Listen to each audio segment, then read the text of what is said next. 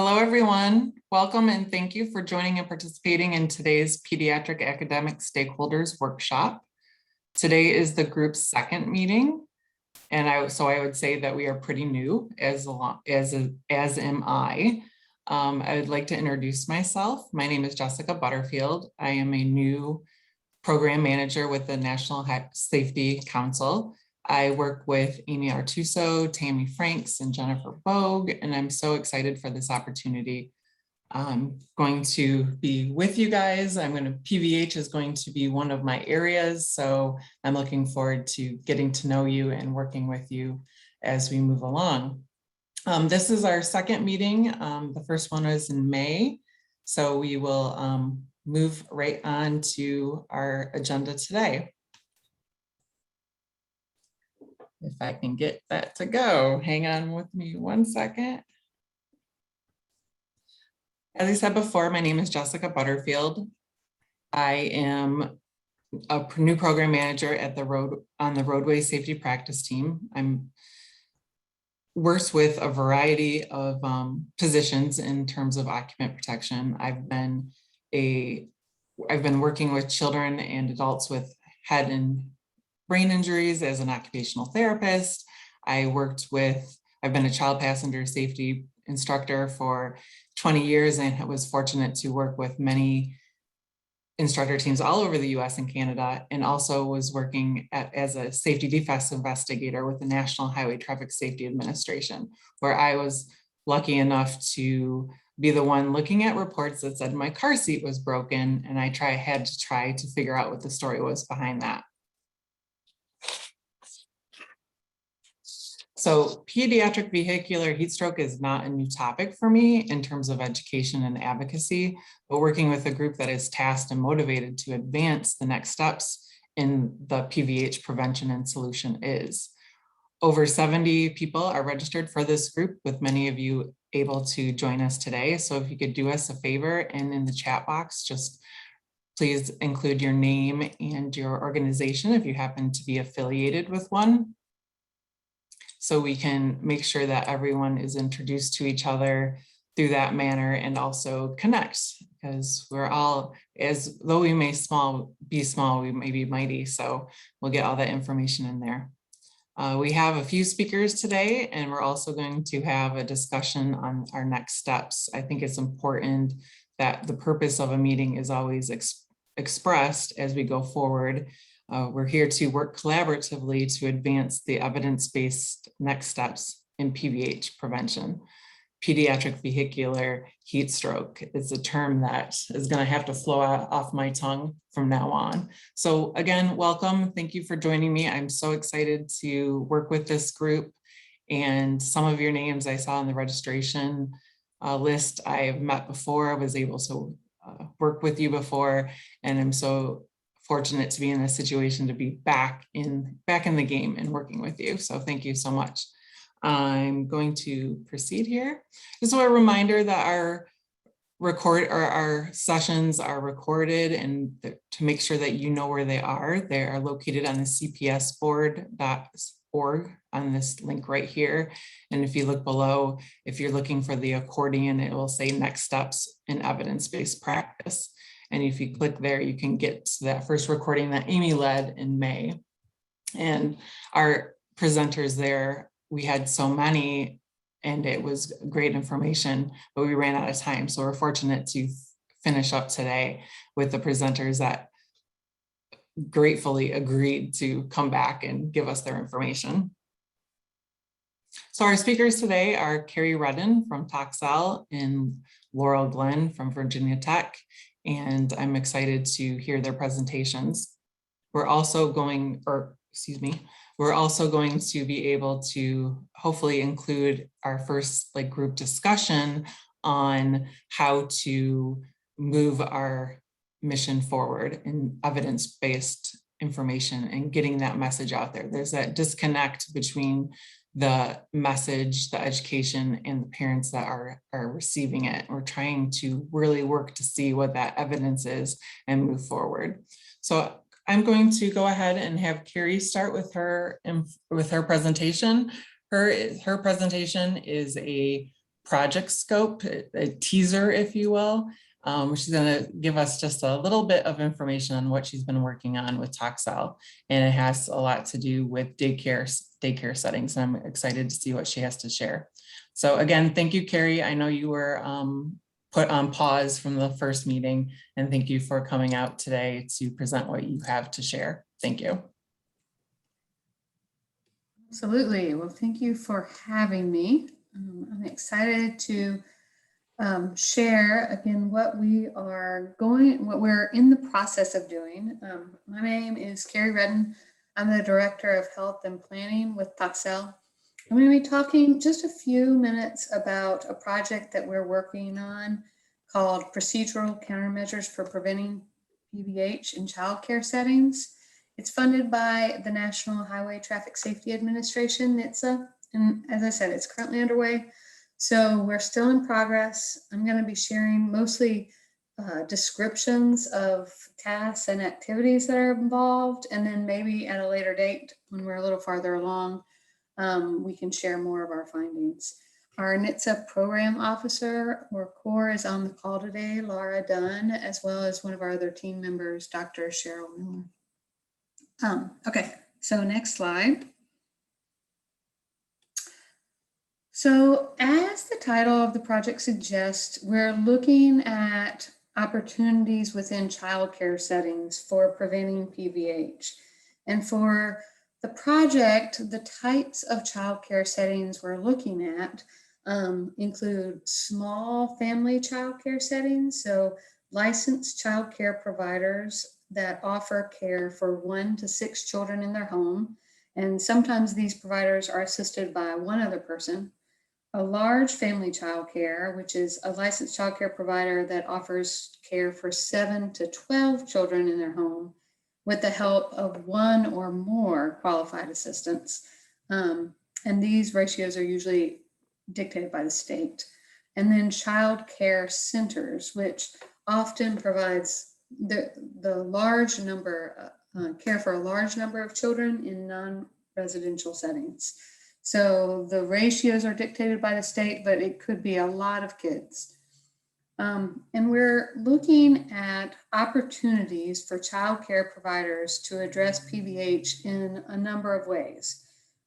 Opportunities within licensing requirements and child care policies and procedures, such as policies requiring child care providers to follow up with families of children who haven't arrived.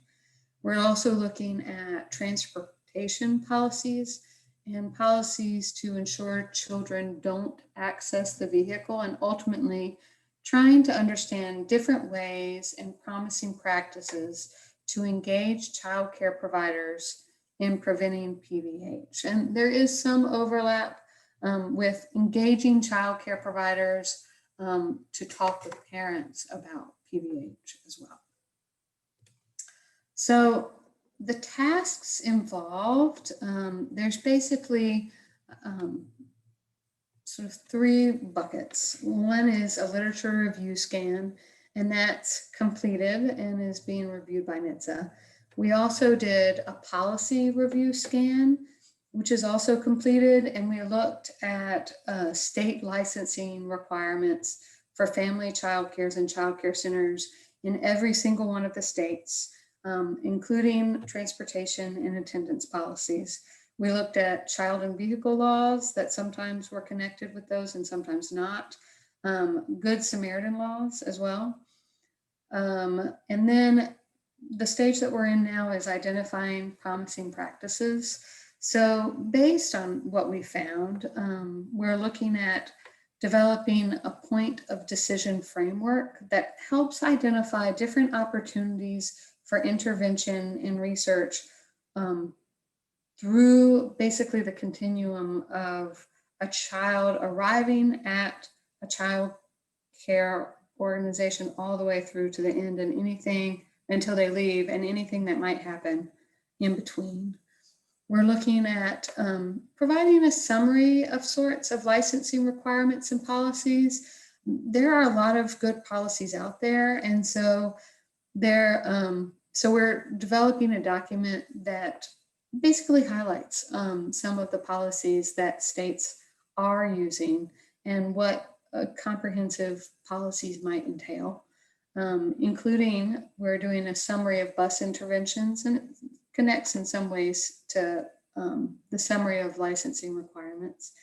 And then we're going to be convening a child care provider panel virtually to review these products, make sure that they're really responsive to people who are on the field, who are developing the policies, who are implementing the policies, to make sure that they're relevant to what they're doing. So that's the work. And like I said, I'm looking forward to hopefully being able to report back to you later about the findings.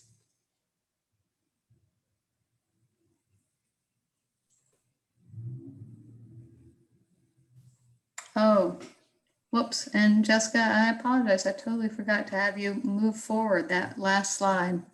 Ha. Well, you did really good at talking to it without even having it. So there's that. Well, when folks get the slides, then they can see. Yeah, exactly. They can see the task. Thank you so much, Carrie. I believe your work is going to address something that is, not really touched on, is that it doesn't just happen with parents and caregivers. The people are entrusting, the care to their children at daycares, and the environment alone is so much. So the policies vary for amongst themselves. So getting that information you have is going to be impactful. Thank you. Yeah, well, and childcare providers are a really important link to parents. I think they're an undervalued asset in the community in terms of how we engage with parents and how we keep kids safe. So we're excited about it. Thank you so much. We're looking forward to what you can provide us when your work is complete. Thank you. Thanks. All right, next we have Laurel Glenn. Sorry, stay with. Okay. Laurel Glenn from the Virginia Tech Transportation Institute. Laurel has been waiting since May to present this, and I can't thank her enough for her patience. And we had such a packed schedule, and I saw that on the past recording, it was quite a few presenters. So I promised her we would be able to get her information out today. So thank you again for joining us today, Laurel. Oh, I appreciate the time to talk and share this. Okay, you can go ahead to the next slide. All right, so the first, if many of you maybe have seen actually, if you can go back one. You saw the first one. I'm not going to go too much into exactly what I talked about the last time. However, it was fairly rushed. So I am just going to refresh and talk a little bit more in depth. This time we're going to get to the actual results and a little bit more on how we did what we did today or in this project. So one, just really quickly, that right there is my little Hokie. And the reason why I got started in it, because I feel like I was pregnant, learned about the Hot Cars Act, started, really feeling for it. We all are feeling and have emotions tied into this topic. And that right there was my little drive and really getting involved in this. And I did this work with my husband, Eric Glenn, and then also Luke Norrider at BTTI. Okay, go ahead.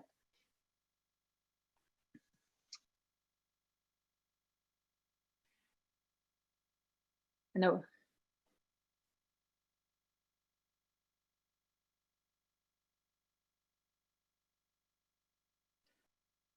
Well, while you're figuring that one out, I can go ahead and start talking about on the next slide. Basically, we all know that there has been a steady increase in PVH deaths, and probably along with that, we have injuries unaccounted for.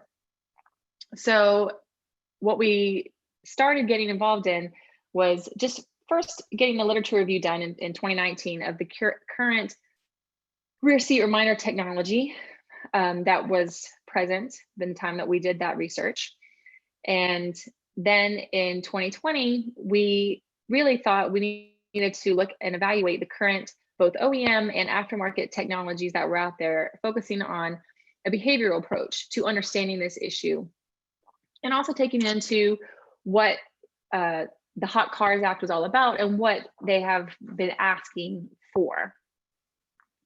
Next slide, please. So what we looked into were the different types of technology, and we tested them. They all fell within 5 different categories. I'll briefly go over them. The first one, top left, is a restraint-based type of technology.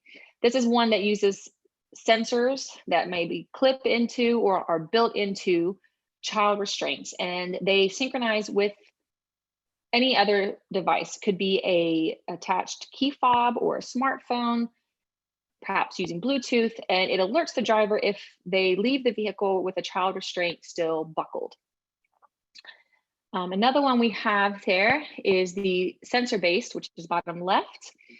These types are just technologies that use various sensors. It could be patent technology or Bluetooth as well, to detect occupants' presence in a vehicle. Then there's vehicle-based systems, top right. They could be OEM, so already coming pre-installed on a vehicle at the time of purchase. And we're going to go over again all of these individually in a second, but this is an overview. Or we actually have an aftermarket vehicle-based one that was put in as well.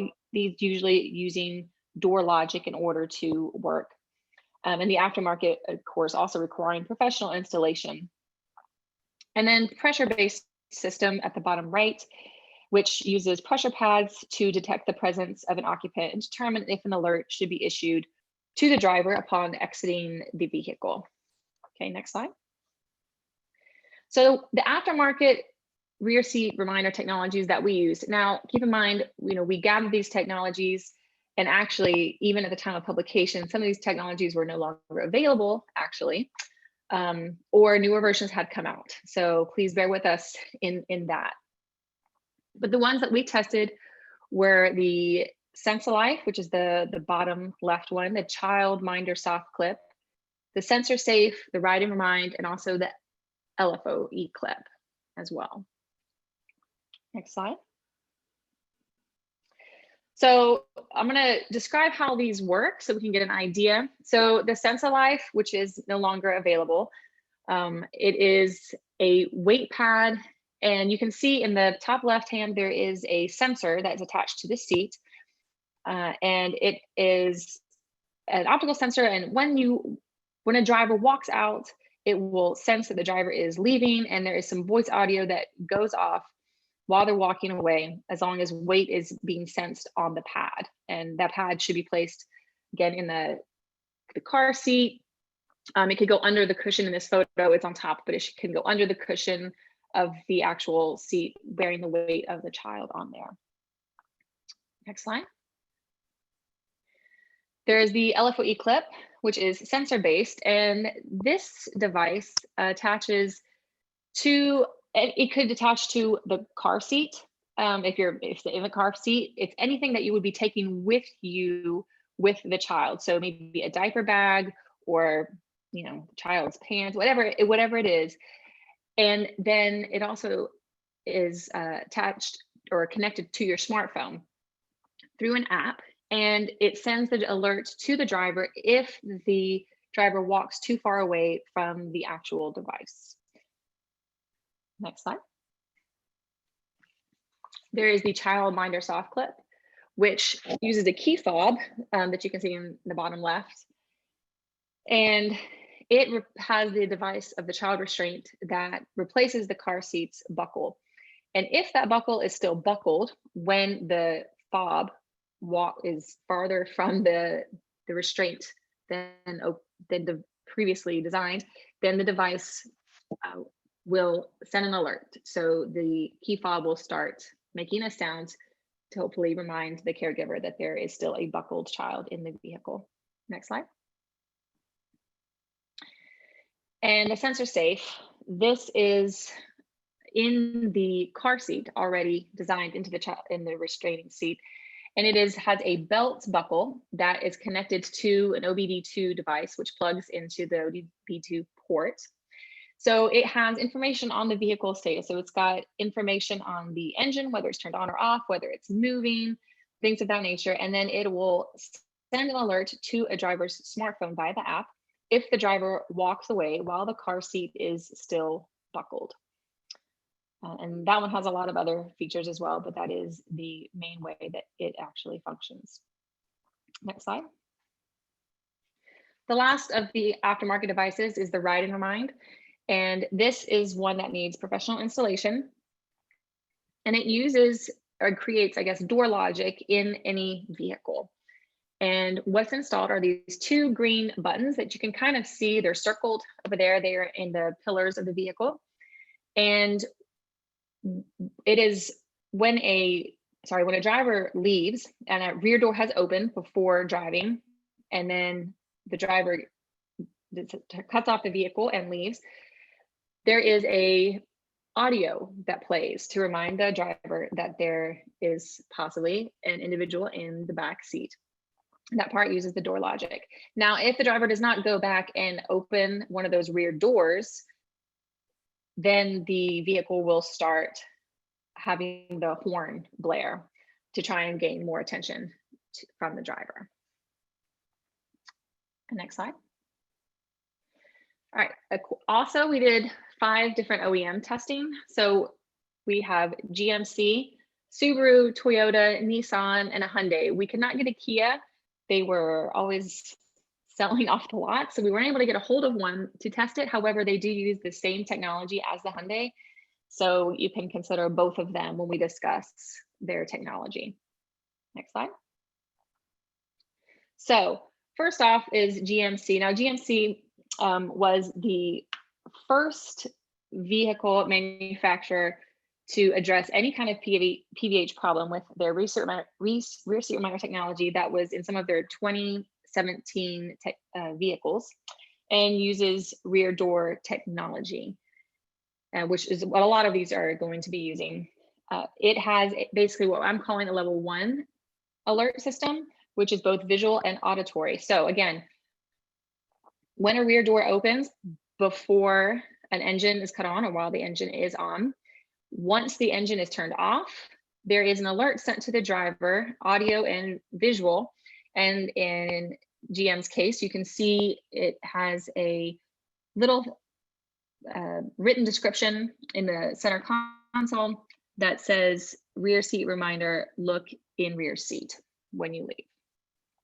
And one thing to keep in mind when we talk about all of these technologies that use door logic is that there could be a certain amount of time all of them have, whether the rear door has to open within 5 minutes, 10 minutes, 30 minutes before an engine start, anything like that, that there is a window of time that can vary between all these vehicles.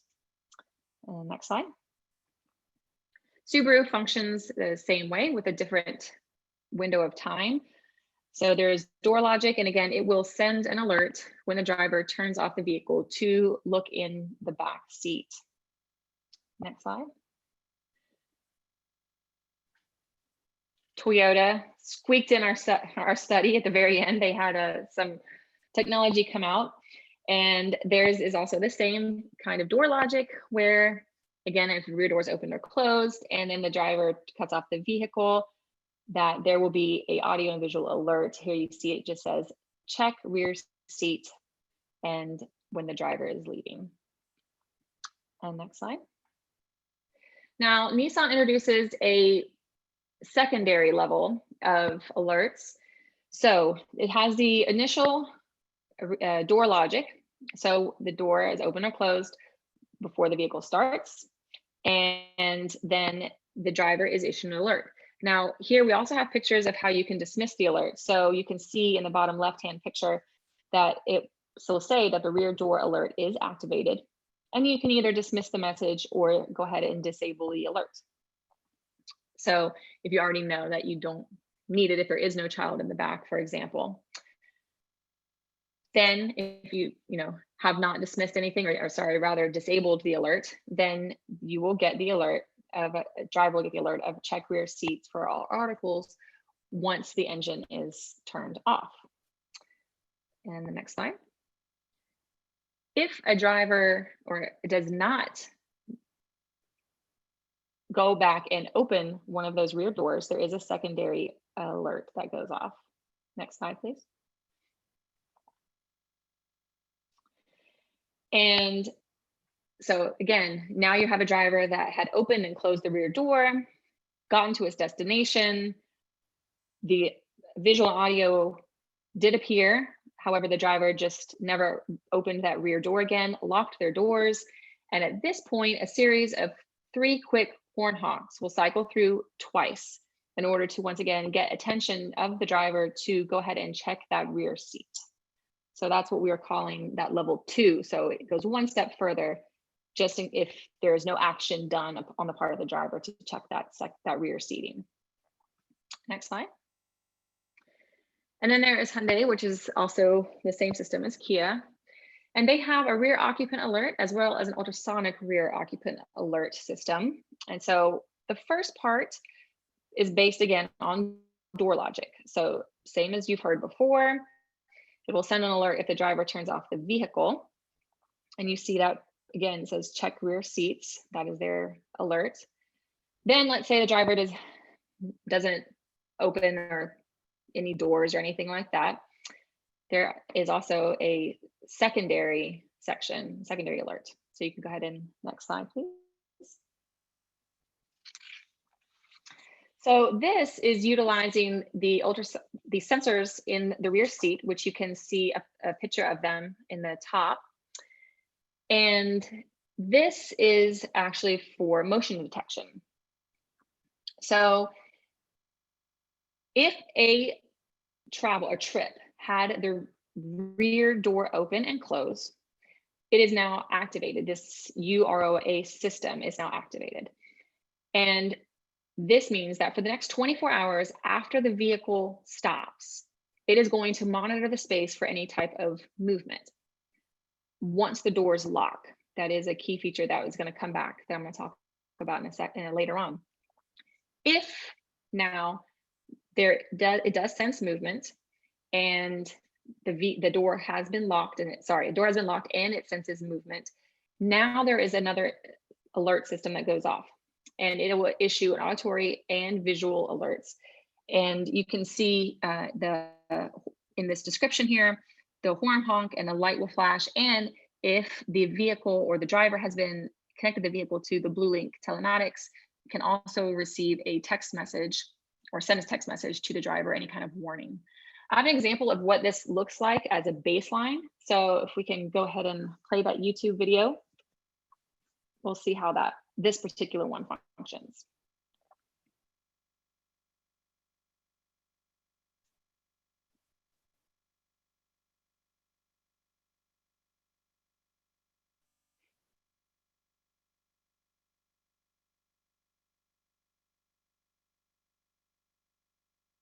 Do you think it's going to be popping up or?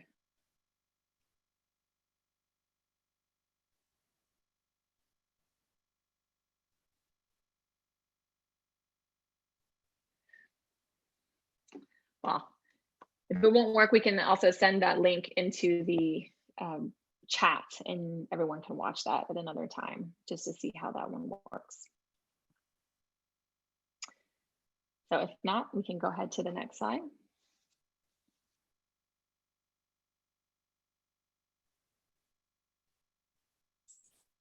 Do you want me to stop the video, Carrie or Laurel? Oh, I'm not seeing the video. Is anybody else seeing the video? Oh, I'm watching the video and no one else is. Oh. I will get back to that.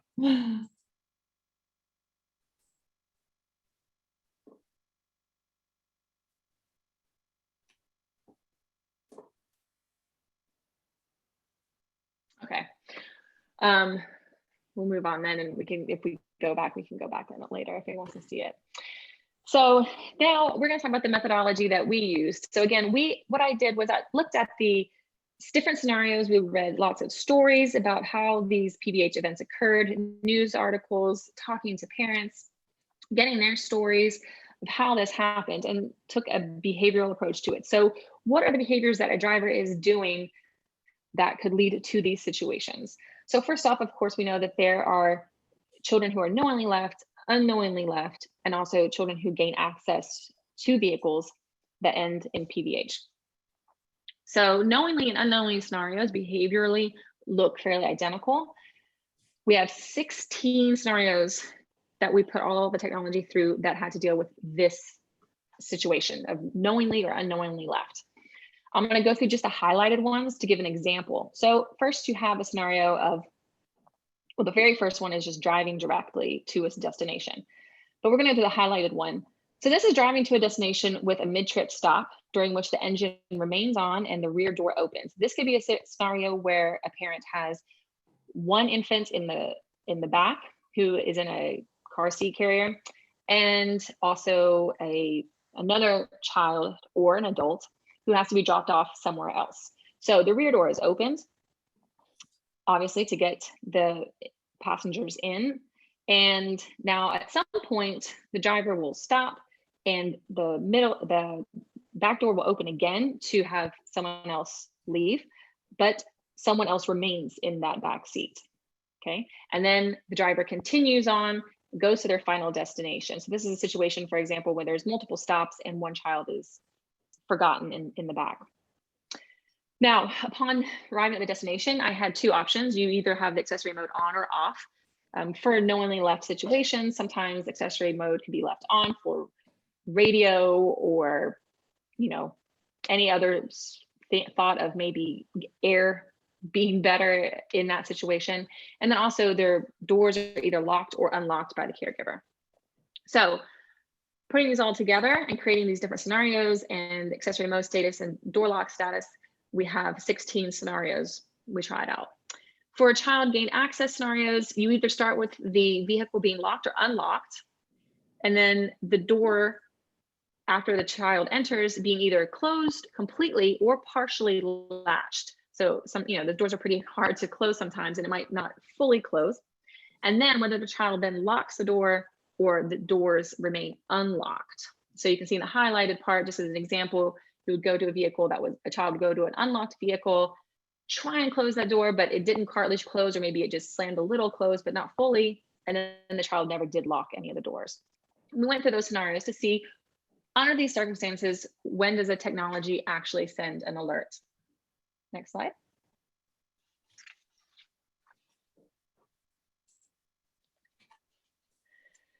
So we developed a rating scale for all of the technologies. One was the ability to address PVH death scenarios. That are all the scenarios that I just went over. And then another one was the ease of use. This is about whether the vehicle or the technology becomes enabled. Some of the technology, for example, is on the vehicles, but you have to turn it on first. So whether the technology is become enabled, if they're activated under normal behavior, no other requirement. Of course, we're talking to caregivers, and I can, no caregiver that this has happened to has actually thought it would happen to them. So you are running into this problem of no one believing that they actually need this technology and maybe taking those steps to prevent it. Therefore, it's very important that the technology works under absolutely normal behavior and not needing any more input really from a caregiver or driver. Also, the ability to gain attention of someone. So be it the caregiver, a bystander, emergency contacts, emergency services, and whether those alerts that are given are clear and distinct alerts. And then going to lack of conflicts with other vehicle systems. This would be something where the technology should be issued, even if other vehicle alerts will be going on, it must be issued at the same time or with other vehicle systems, such as being on, such as navigation, music, or the phone being in use, that these alerts would still take priority and go through.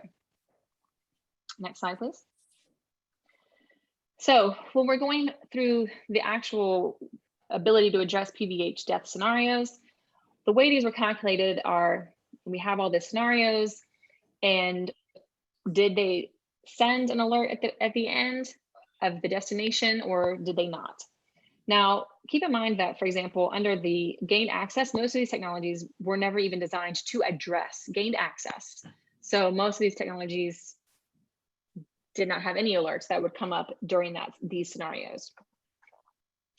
When it comes to the knowingly and unknowingly left in the vehicle, so we calculated the score out of 10, and it's based on the data stating that 73.2% of PVH deaths are due to a child being forgotten or knowingly left in by a caregiver, and 25.2% are due to a child having gained access to a vehicle on their own.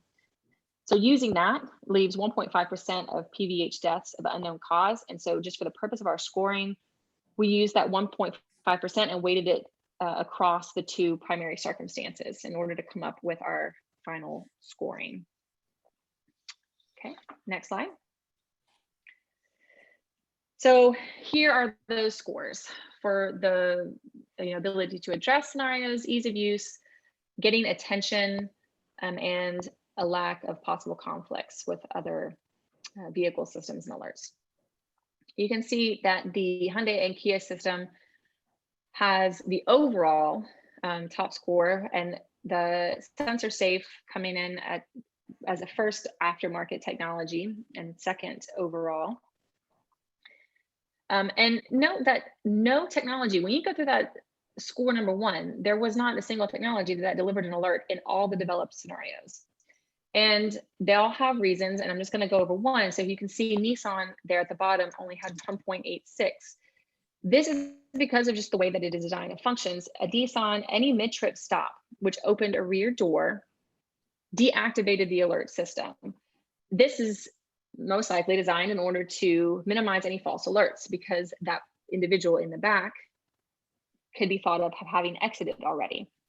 But that is not necessarily the case. So for that reason, any mid-trip stop just deactivated the system, and there was no longer an alert at all at the final destination. And that is why that Nissan has that score. And all the other reasons for those scores are, and descriptions of them are of course outlaid in the whole report. Next slide. We also looked at how much they adhere to the Hot Cars Acts. Should the Hot Cars Acts pass as they are standing and the requirements for them, are all of these technologies, or how much are they actually adhering to addressing all of the desires of the Hot Cars Act? So we have scoring on that as well in the reports. Next slide. So we also looked at just a couple of other features that we would think might be helpful in developing PVH technology in vehicles. Tesla has a dog mode, which it's a feature that allows the driver to set the temperature and leave a message in a display notifying bystanders that they're going to return soon upon exiting the vehicle.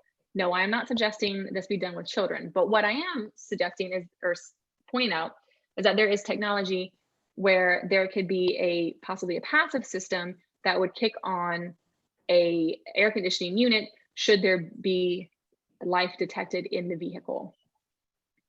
The other one is the Honda Cabin Watch.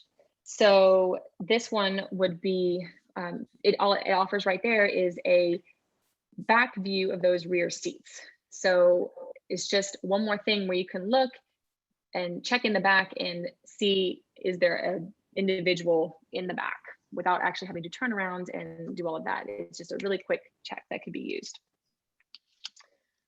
All right, next slide. So following all of this, we had a number of suggestions for any technology that is developed. This is just a couple of them that I wanted to highlight. One, that that technology should be enabled upon delivery to the customer. OEM systems are already on them. There is no buy-in required for any kind of caregiver or parent to realize that this could happen to them. And as well as just being on them, on the vehicles, they are enabled and not having to require an individual to look through the manual and turn them on and decide that they're going to use that system. System should activate under normal behavior for having an occupant in the rear seat. Detection capabilities for gained access scenarios should always be armed, regardless of the door lock status or previous trip. So one reason that, for example, the Hyundai Kia system did not have a perfect 10 is that system, when you watch the video, or watch the YouTube video, or remember how I described it, the doors have to be locked in order for that vehicle to start monitoring any motion. In addition, the doors have to be completely shut in order for the doors to lock to then begin monitoring. And beyond that, you have to have had the last trip with your rear door having opened. That means that if, for example, a parent went out in the vehicle and came back, never opened the rear door, and a child goes in later and doesn't shut the door completely or lock it, or even if they do, it's not going to trigger that second alarm where it would activate and send you a text message and honk the horn and everything.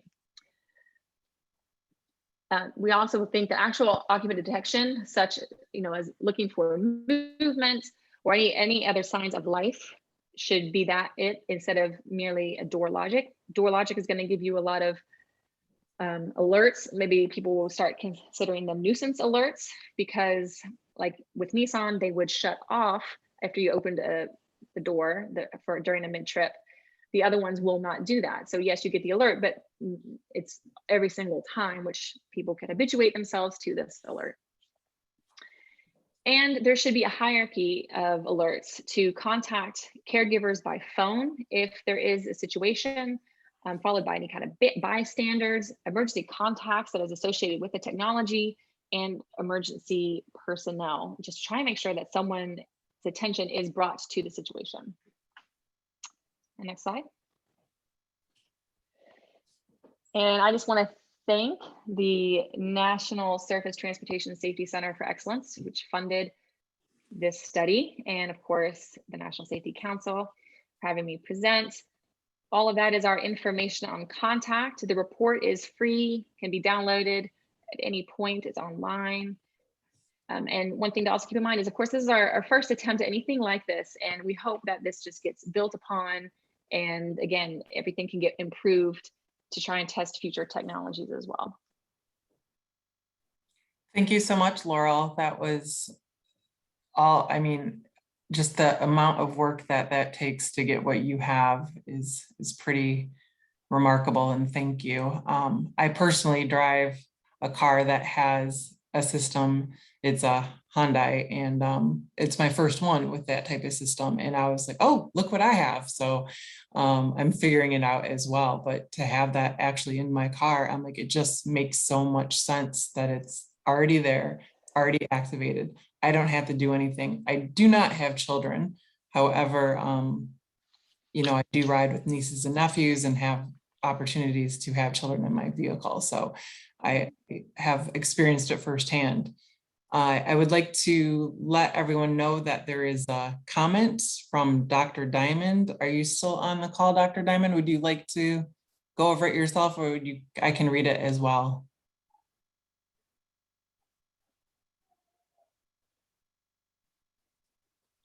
I don't hear anything. So I can, he says to go ahead and read it. So okay.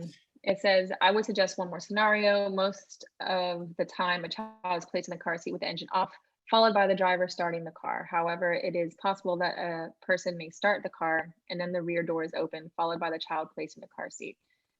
This scenario could happen if the driver doesn't expect to have the child in the car, but a caregiver places the child in the car with the engine while the engine is on.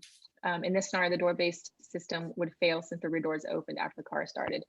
So actually, when we tested them all, it is also when the car has started. It doesn't have to be before the engine is on. However, they do have a amount of time before, like, for example, it has to be within 10 minutes before the engine is on or while the engine is on. So that it actually is for both of those situations.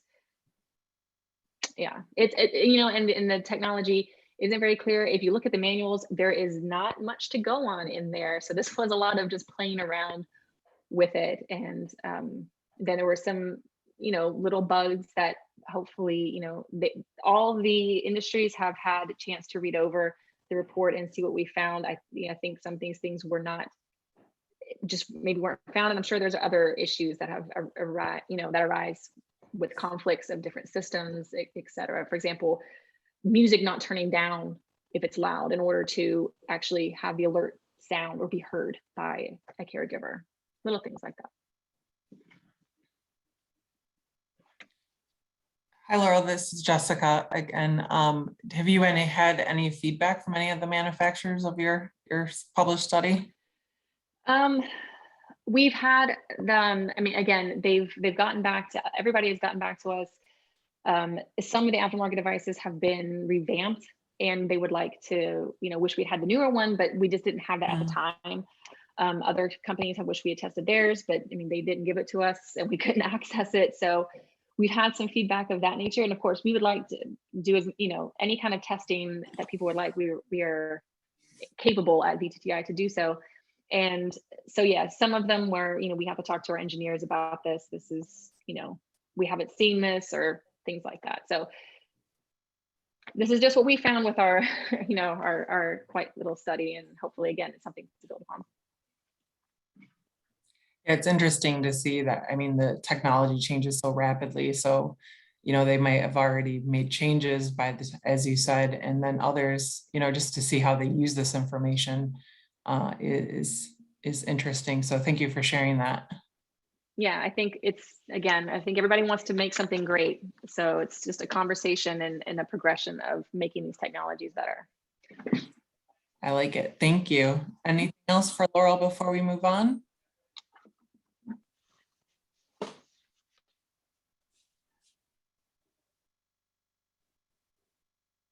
We have a comment from Yui.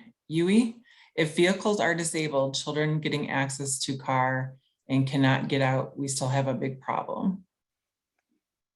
Yep, this is a huge one too, that again, that none of them are really going to be able to address. I think that there's going to be lots of holes and everything. And I'm not an engineer, but this is what we need. We need people talking and finding these holes and talking to some engineers. Exactly. That's why we're here. I am not an engineer as well, but I feel like the opportunity is here in this room, or if it's not in this room, someone in this room knows someone that we can get there and figure out what these holes are and see if we can fill them. Is there anything else for Laurel? Okay. Thank you all for bearing with I'm welcome to Zoom 2021, right? No, that's not what I want.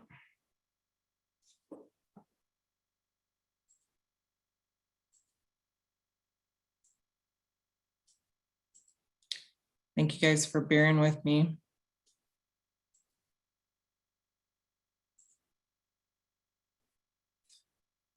All right, I guess we can say that over the past 2 meetings, we've been pretty presentation heavy on the research that's out right now. And as an evidence-based group, that is what we're here for, to really digest the information that is currently out there. But moving forward, our next steps is a discussion that we should probably get started on, and really working on our evidence-based methods to figure out what we have and what are the holes. I included these 2 pictures. We have, the information of what's happening, and every year we're seeing, pretty much the same numbers. And in case of the pandemic, we've seen, or for COVID, we've seen the numbers go down, but that's not the solution to having this heat stroke issue be reduced for our kids out there. And then also the campaign Park Look Lock, it's pretty forward in telling parents what to do without being overly wordy, if you know what I mean.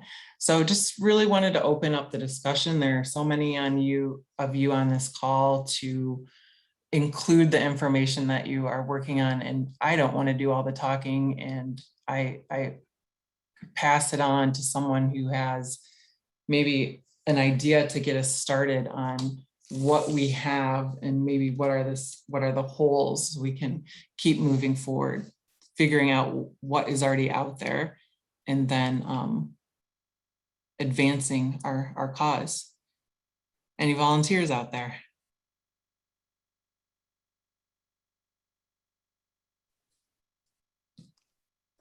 This is Uwe. Uh, Hi, Uwe. uh, I know that C-Chips has a project, a research project, to look at all the equipment available. What do we have? And where does it work? That should be presented somewhere by the end of the year. So next year it's available for everybody. So basically repeating exactly what I just asked for. What do we have and what works? You're saying someone is already doing that. That's pretty, Yes. yeah, thanks. That works. You said it should be out by the end of the year. That's my estimate. Okay, I will talk to them. I'm one of the mentors on the project. okay. I'll see when they think it and that it is ready to be published, and I can let you know that. Wonderful.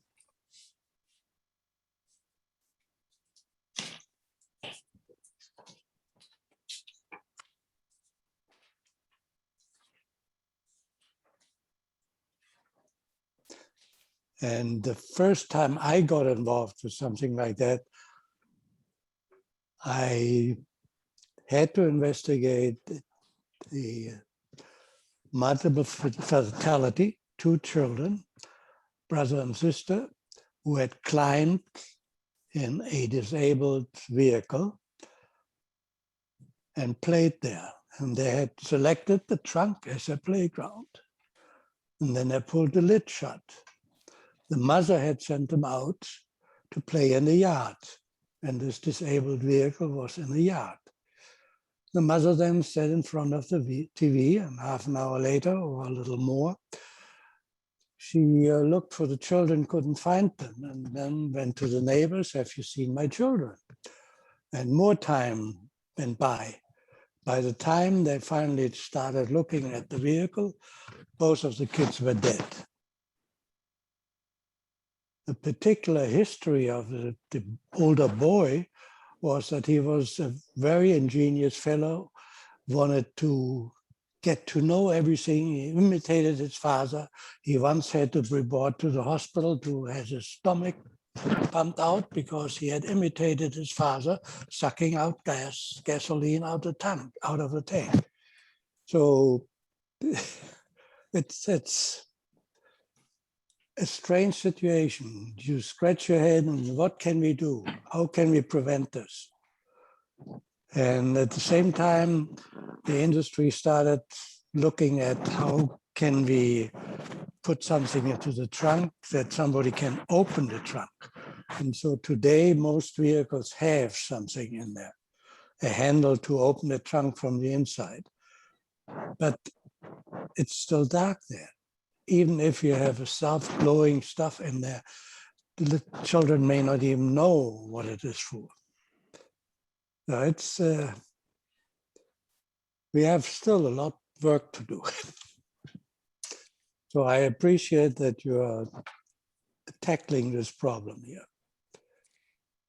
Thank you, Uwe. We have a large task ahead of us, and there, as you all know, in your different positions, there's a huge disconnect between the issue and the realization of a parent or a caregiver that it could happen to them. So, you know, the messaging is out there, people in the education on what heat stroke is, but getting people to hear the message that it could happen to them, that's a large, heavy load. And I'm eager for this group to take that on, and we've made strides already in what's going out there and what you're presenting. And I'm sure that what you're going to be able to have at the end of the year will take a good look at evaluating some of what is already been out there and maybe help us focus on, you know, those. And as you said, the issue just brought up the trunk entrapments, that there was an issue and how do we figure it out? And now we have things in our car. So putting us in that strategic position to use that information going forward. So it's I've said since I started, this is not a topic that I am really eager to talk about in terms of, yay, this is great, but our mission and our goals and what we can hopefully do to prevent pediatric vehicular heat stroke is what motivates me. And I'm so happy that you all are here to help us move this topic forward. So unless anyone has anything else, I'm going to let you guys know that we have the next meeting. Oops. One of these days I'll figure PowerPoint and Zoom out. Thanks for sticking with me. I want to thank you for all being here today. And like I said, we're a new group and I'm definitely new to leading this group. So I appreciate your patience with me and I'm so happy to get a chance to work with you. And we have our next one scheduled in October, which will be fall already, and same time, 2 p.m. Eastern. If you have any ideas in terms of additional studies, research, messaging programs out there, we have a little bit of time before we can put our agenda together. And I'd like to continue to lead this discussion and work on this discussion of, okay, what we have, it looks like we have a good project coming that's going to give us some information on that, but what else can we do to keep moving this forward? And I thank you guys so much. I know it's only Thursday, but have a good weekend and enjoy August, and I will see you in the fall. Thank you. Thank you. Bye-bye. Bye.